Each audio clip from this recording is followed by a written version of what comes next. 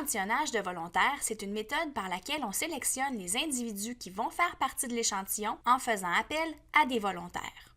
Vous avez certainement déjà vu des annonces du genre « Expérifarm, nous recherchons présentement des hommes et des femmes âgés de 18 à 55 ans en bonne santé pour participer à une étude clinique sur un médicament déjà offert en vente libre. Une récompense pouvant atteindre jusqu'à 2 252 $ sera offerte aux participants. » Dans de telles études, les patients sont amenés à consommer certains médicaments, puis on observe chez eux les effets secondaires, les effets thérapeutiques, etc.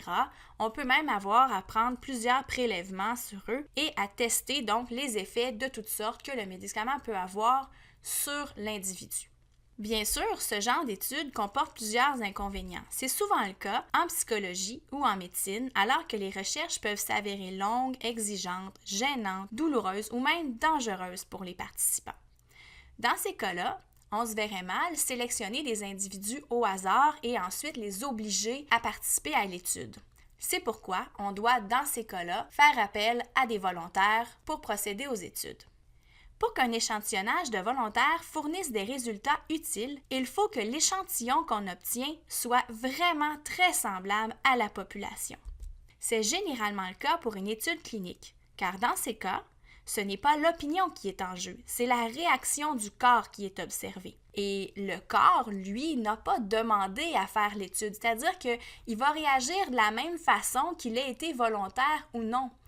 Donc, les cliniciens ici vont observer les réactions de l'organisme aux médicaments et non pas ce que le patient pense. Donc, l'échantillon qu'on va obtenir va fournir des résultats très semblables à un échantillon qui aurait été choisi aléatoirement dans la population et qu'on aurait obligé à faire partie de l'étude.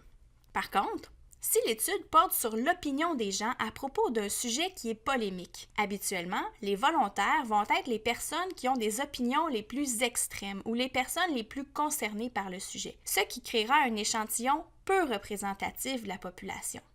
La fameuse majorité silencieuse n'y sera pas représentée. En résumé, la méthode d'échantillonnage de volontaires consiste à faire appel à des volontaires, bien sûr, pour qu'ils fassent partie de l'échantillon, ce qui en fait une méthode non aléatoire.